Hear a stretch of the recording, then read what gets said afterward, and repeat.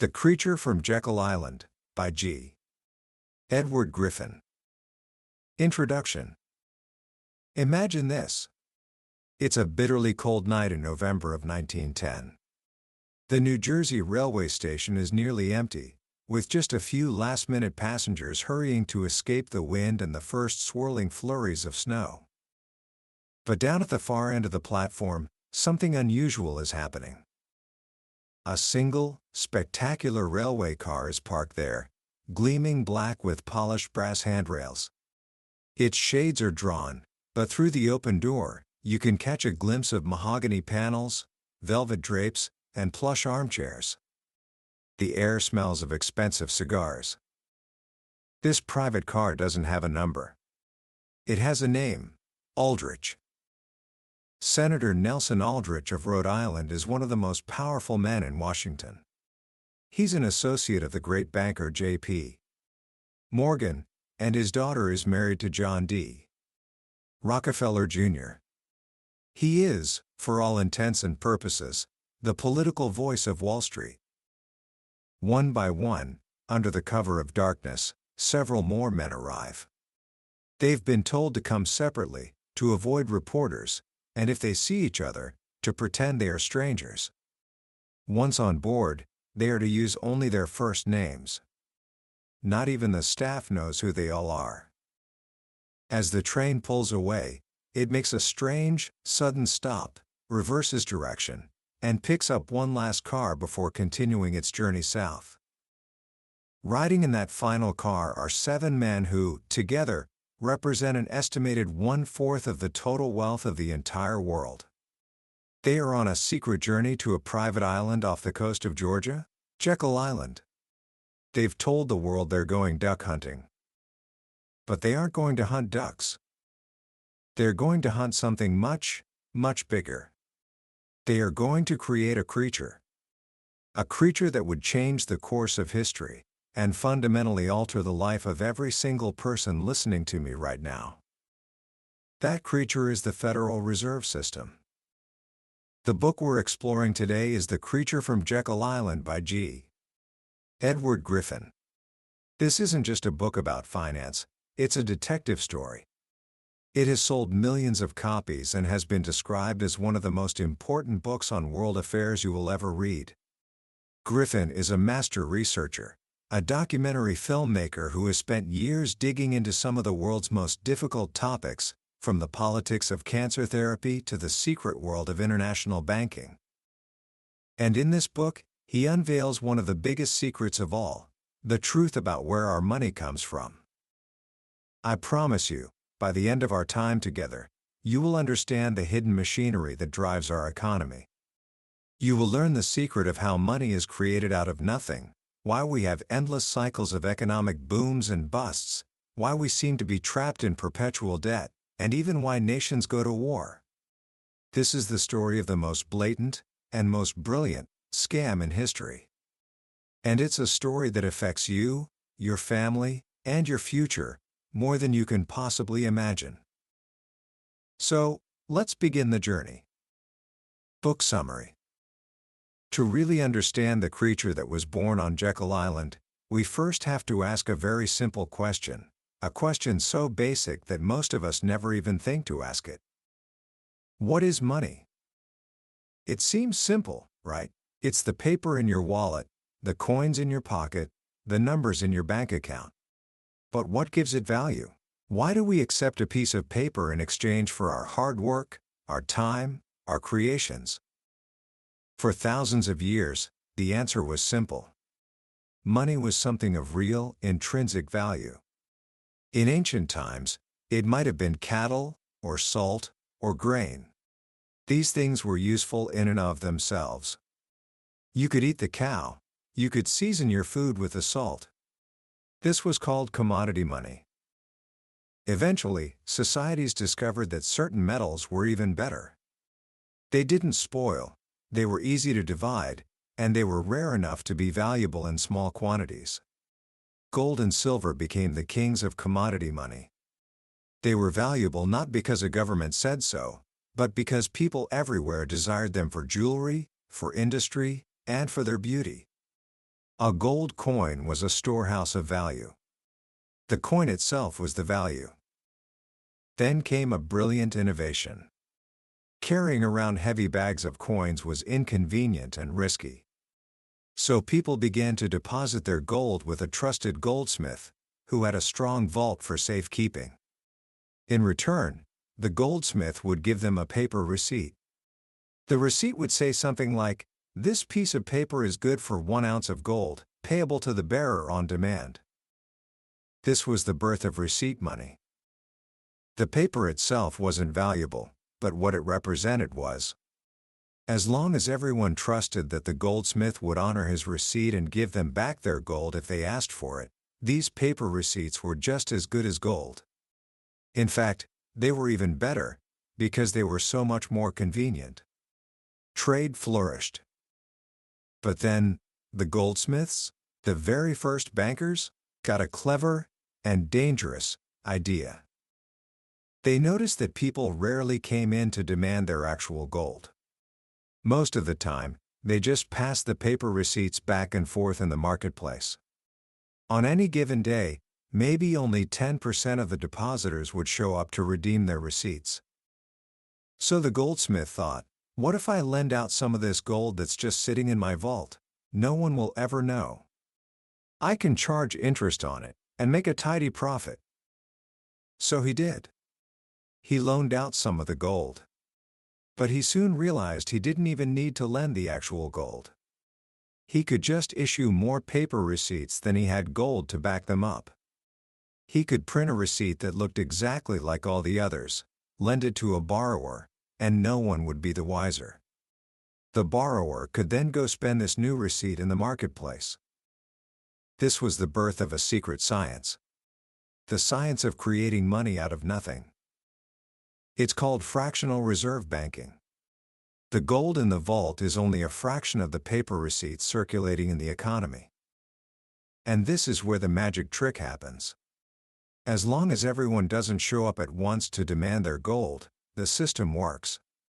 But the moment public confidence is shaken, the moment a rumor spreads that the goldsmith doesn't have the gold, you get what's called a run on the bank. Everyone rushes to the window at the same time, and the illusion shatters. The goldsmith can't pay everyone. He's bankrupt. And the people who are last in line?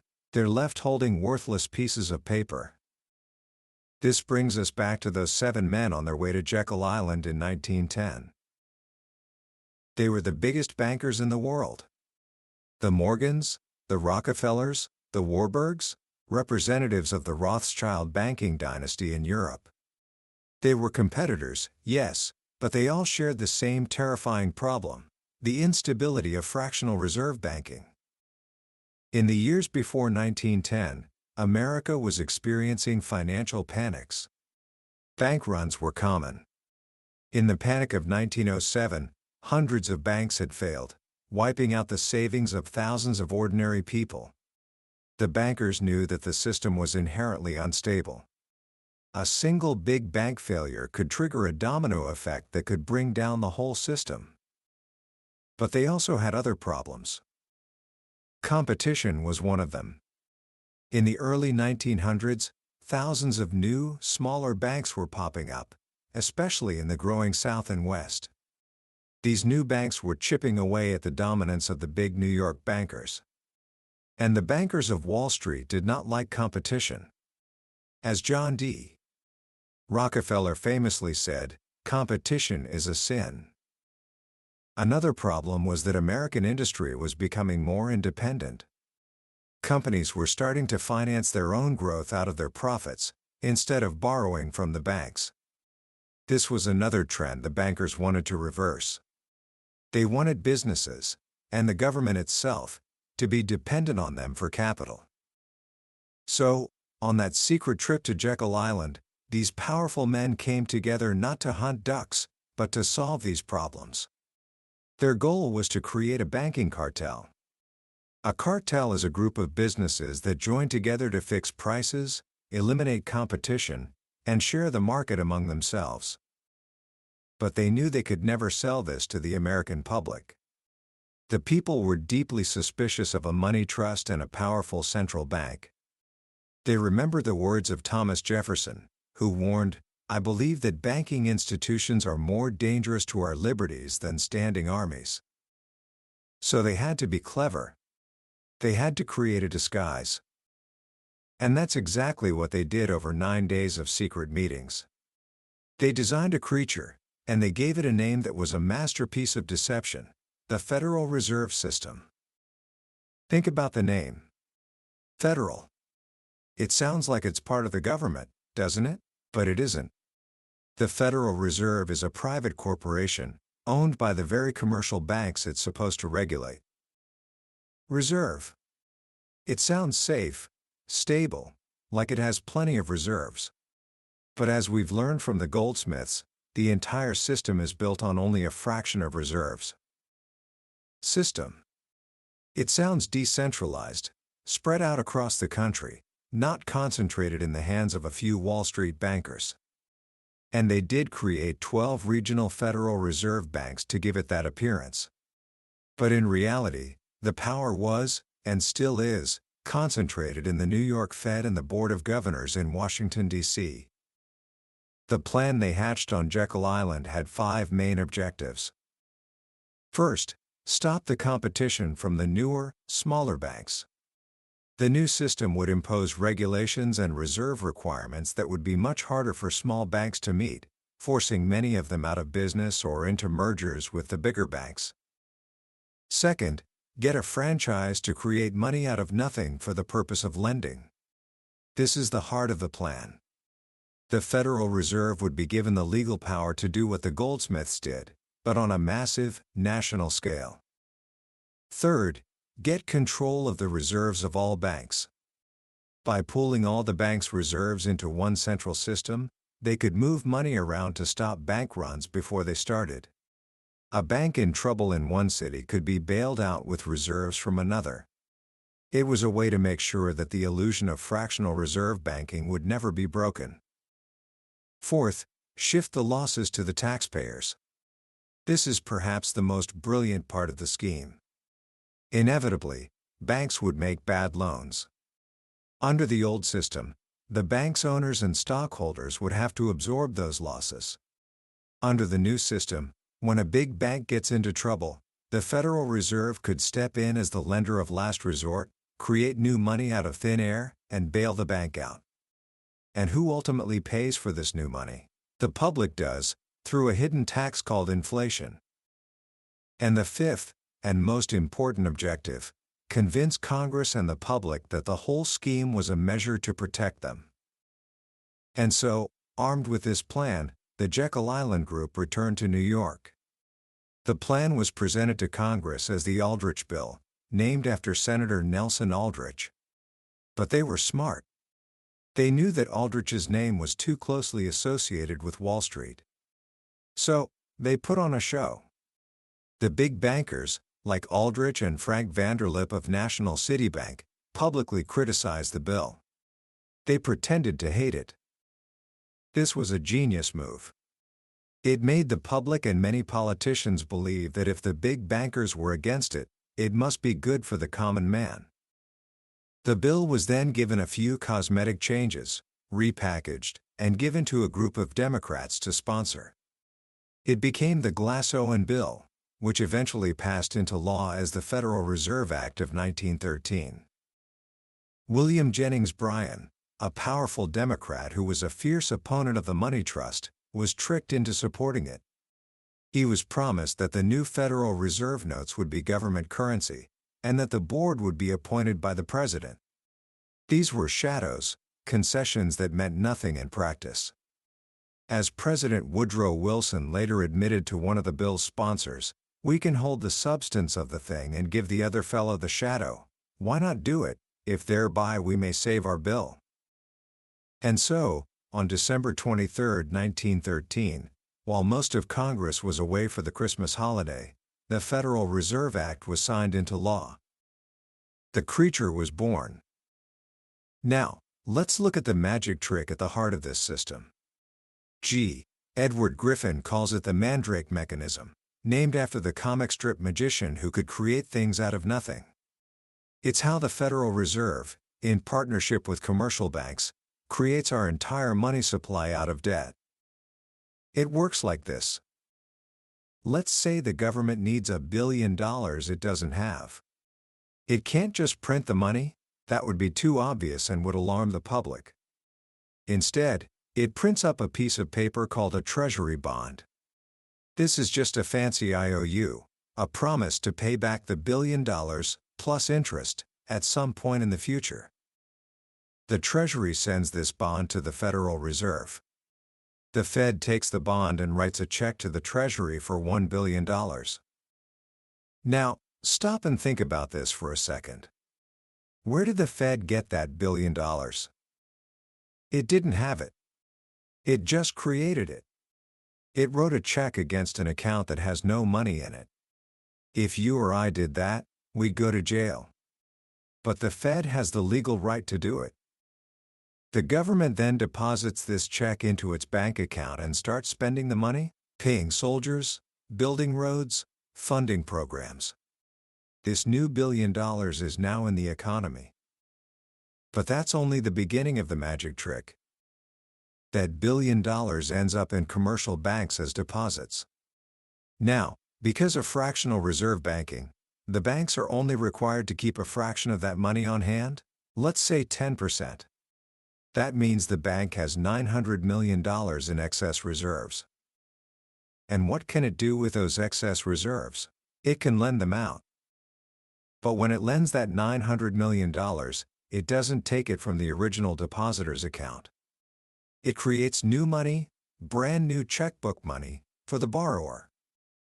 And when that borrower spends that $900 million, it gets deposited into another bank, which then has $810 million in new excess reserves, 90% of $900 million that it can lend out.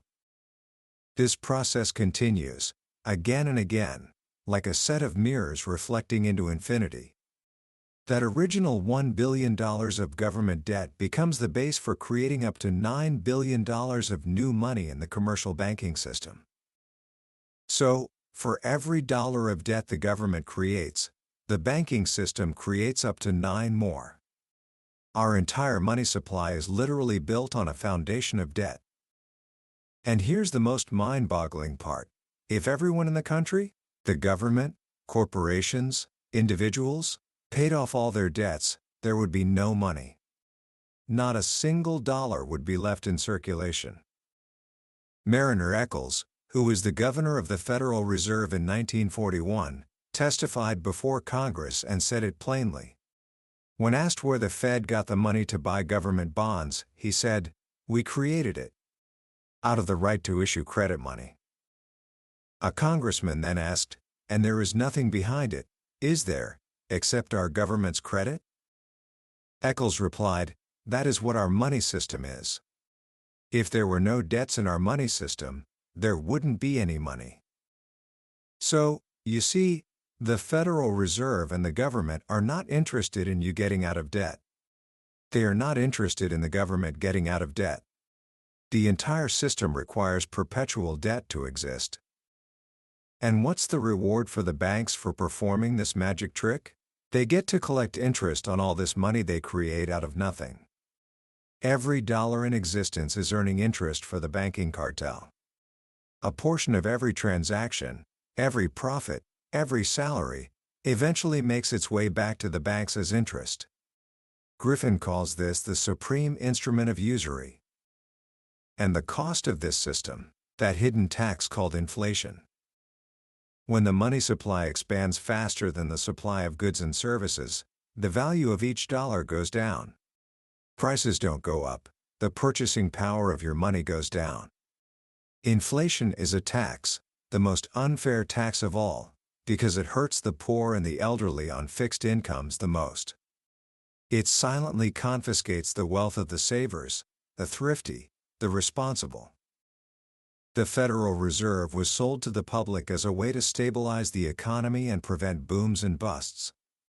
But in reality, it is the very engine that creates them. By expanding and contracting the money supply at will, the Fed creates these artificial cycles. First, it makes credit cheap and easy, creating a speculative boom. Then, when things get out of hand, it tightens credit, which triggers the bust. The Great Depression of the 1930s is a perfect example. In the 1920s, the Federal Reserve, under the direction of its New York Governor Benjamin Strong, one of the men from Jekyll Island, embarked on a policy of easy credit and low interest rates. This wasn't to help the American economy. It was to help Great Britain. Britain's economy was struggling after World War I, and gold was flowing out of the Bank of England to the United States. To stop this, the Fed deliberately inflated the American money supply to make American investments less attractive and to push gold back across the Atlantic. This flood of easy money in the U.S. spilled over into the stock market, creating the Roaring '20s and a massive speculative bubble.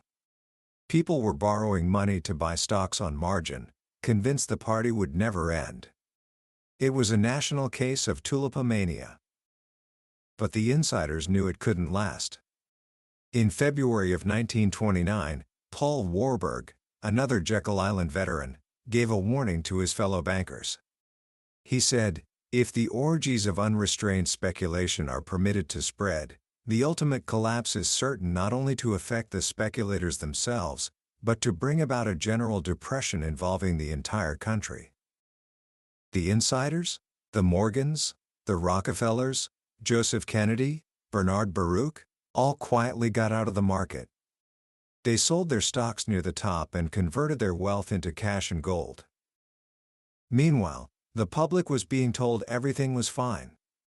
President Coolidge and Treasury Secretary Andrew Mellon were assuring everyone that the economy was fundamentally sound.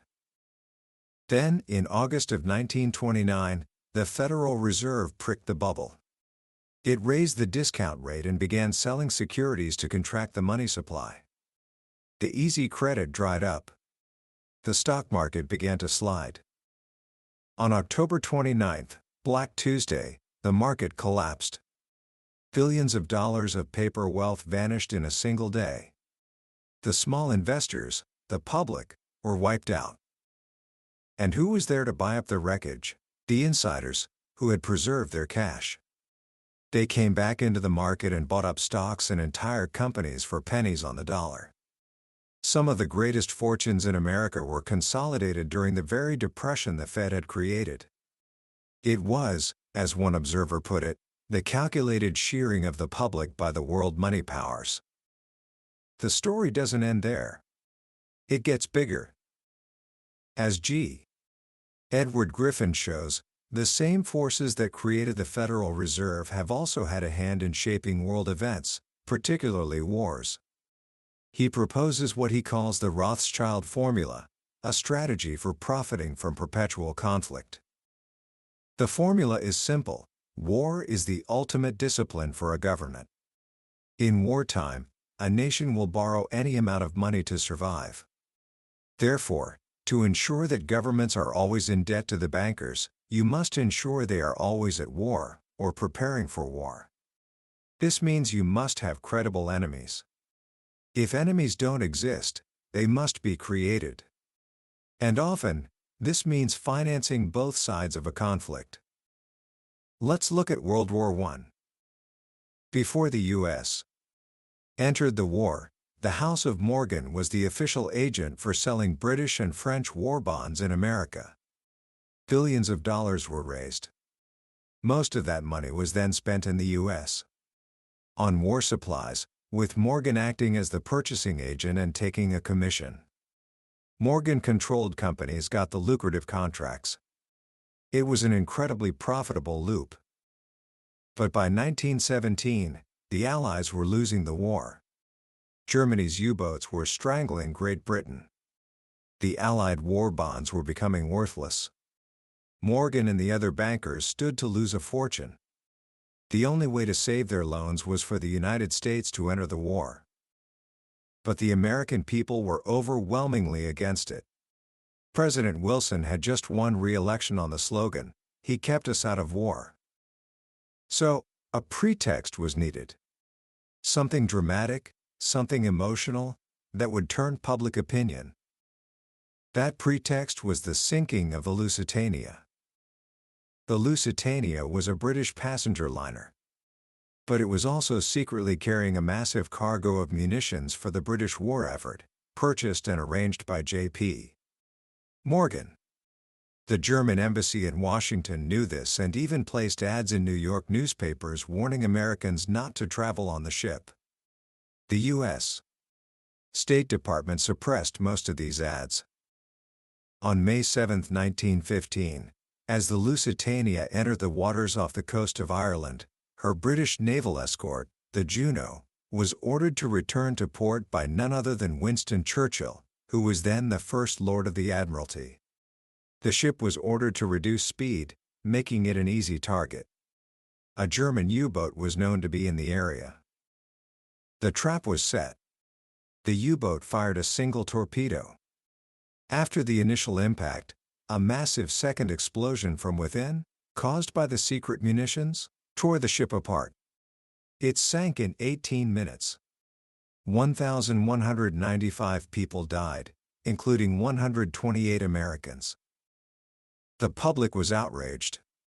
A wave of anti-German hysteria, fanned by the press, swept the country.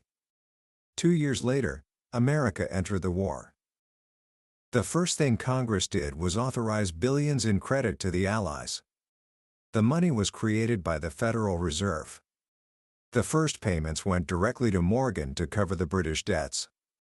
The war was financed by the American people through the hidden tax of inflation. And the bankers' loans were saved. An even more shocking story is the financing of the Bolshevik Revolution in Russia. The revolution that brought the communists to power was not a popular uprising. It was a coup d'état, planned and financed by outsiders. Some money came from Germany, but a great deal of it came from Wall Street and London financiers. Jacob Schiff, head of Kuhn, Loeb & Company in New York, admitted to spending about $20 million, an immense sum at the time, for the triumph of communism in Russia. Leon Trotsky, one of the leaders of the revolution, was living in New York before he returned to Russia. His expenses were paid by wealthy backers. When he was arrested by Canadian authorities in Halifax on his way to Russia, it was pressure from high-level British and American officials, including President Wilson's advisor, Colonel House, that secured his release. Why would the world's biggest capitalists finance their supposed mortal enemies, the communists? Griffin argues it was an application of the Rothschild formula. The goal was not to promote communism, but to gain control over the vast resources of the Russian Empire. By funding all sides, the Bolsheviks, their rivals the Mensheviks, and even the anti-communist forces, they ensured that whoever came out on top would be indebted to them. An American Red Cross mission was sent to Russia in 1917. But it wasn't a humanitarian mission. It was, in the words of one of its members, nothing but a mask. It was led by William Boyce Thompson, a director of the New York Federal Reserve Bank and a Wall Street magnate. The mission was packed with financiers and lawyers who, under the guise of the Red Cross, were negotiating profitable commercial concessions from the new Bolshevik government. They secured monopolies on asbestos and manganese, and gained control of oil fields and other resources. And in the years that followed, this pattern continued. The West, led by Wall Street and Washington, built the Soviet Union's industrial and military machine. Lenin himself said, "The capitalists will extend credits, which will strengthen for us the Communist Party. And giving us the materials and technology we lack, they will restore our military industry." In other words, they will labor for the preparation of their own suicide. The financing of enemies wasn't a mistake. It was a strategy. By building a credible enemy, the Cold War was sustained for decades, justifying massive military budgets, perpetual debt, and a world balanced on the edge of terror, all of which was immensely profitable for the banking cartel and solidified the power of the political class. This brings us to the final, and most chilling, part of the plan: the New World Order. The ultimate goal of this international network of financiers, Griffin argues, is not just to control individual nations, but to create a single, global system of financial and political control, a world government. This system is being built, piece by piece, through international organizations like the International Monetary Fund (IMF) and the World Bank, which were created at the Bretton Woods Conference in 1944. These institutions, like the Fed, function as a world central bank, creating a world currency out of nothing and using loans to bring the governments of the world under their control. The strategy is to merge the nations of the world, gradually eroding their national sovereignty. This is being done through regional groupings, like the European Union and the North American Free Trade Agreement (NAFTA). These are not just trade agreements, they are stepping stones toward a world government. And how will the American people be convinced to give up their independence and merge into this global system? By weakening the United States. Through foreign aid, crippling debt, deindustrialization, and endless regulations, the American economy is being deliberately brought down to the level of other nations. The goal is to create a crisis, an economic collapse, an environmental catastrophe, or the threat of a new war, so severe that the American people will welcome a rescue from a world government. Griffin points to a document called the Report from Iron Mountain, a think tank study from the 1960s which concluded that war was the only reliable way to control a society. But in a future world government, war between nations would be impossible. So, a substitute for war would be needed. The report considered several options, but the most promising, it concluded, was the threat of global environmental disaster. By convincing people that humanity itself is the enemy, that our modern way of life is destroying the planet, a new kind of war could be declared, a war to save the Earth. This war would justify the same things that a military war does: high taxes, rationing, loss of freedom, and submission to a global authority. This, Griffin argues, is the hidden agenda behind the modern environmental movement. It's not about saving the planet, it's about creating the psychological pretext for a world government. So, where does this leave us? The picture G. Edward Griffin paints is a dark one. It's a world where our reality has been shaped by a small group of men with a hidden agenda. Where money is an illusion, debt is a trap, war is a business, and freedom is slowly being replaced by a sophisticated, high-tech form of feudalism. It's a pessimistic view, to be sure. But it is also a call to arms. Commentary. When you first encounter the ideas in The Creature from Jekyll Island, it's easy to feel overwhelmed. It can feel like you've been shown a secret blueprint for the world that turns everything you thought you knew on its head. The story is so vast, so audacious, that the first reaction for many is disbelief. It sounds like a conspiracy theory. But G. Edward Griffin doesn't ask you to believe him blindly. He presents a mountain of evidence, quoting bankers, politicians, and historians. He connects the dots, from a secret meeting in 1910 to the headlines in today's newspaper. And whether you agree with all of his conclusions or not, the journey he takes you on forces you to ask some fundamental questions. Why is our government perpetually in debt? Why does the purchasing power of our money always seem to go down? Why do we lurch from one economic crisis to another? Why do we seem to find ourselves drawn into endless conflicts around the world? The book's most powerful lesson, for me, is the realization that our monetary system is not a natural phenomenon, like the weather. It was designed. And if something is designed, it can be understood. And if it can be understood, it can be changed. This is not a message of despair, it's a message of empowerment. The first step in solving any problem is to understand that you have one. And this book, more than any other, pulls back the curtain on the biggest financial problem of all. So what can you, as a young person just starting out in the world, do with this knowledge? First, and most importantly, educate yourself. Don't stop here. Read, question. Learn about history, economics, and politics from sources outside the mainstream. The greatest defense against deception is a well-informed mind. Second, get out of debt and stay out of debt. Understanding how money is created from debt should make you allergic to it. In a system designed to entrap people in debt, the most revolutionary act you can commit is to be financially independent. Live within your means, save your money, and invest it wisely in things of real, tangible value. Third, share this knowledge. The system we have today only exists because so few people understand it. The creators of the Federal Reserve counted on the fact that the public would be mentally incapable of comprehending it. Let's prove them wrong. Talk to your friends, your family, your teachers. Start a conversation. A population that understands the magic trick can no longer be fooled by it. Griffin ends his book with a realistic scenario. He doesn't promise an easy future.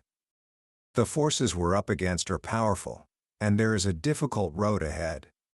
But he believes that the creature can be slain. And how? He says it will be slain by piercing it with 1,000,000 lances of truth, wielded by 1,000,000 crusaders with determination and courage. That crusade begins with you. It begins with the decision to no longer be a passive spectator in the unfolding of history, but to become an active, informed, and responsible citizen. The future is not set. It will be what we choose to make it. And the first step in choosing a better future is to understand the forces that have shaped our present. That was a deep dive into the core ideas of The Creature from Jekyll Island by G.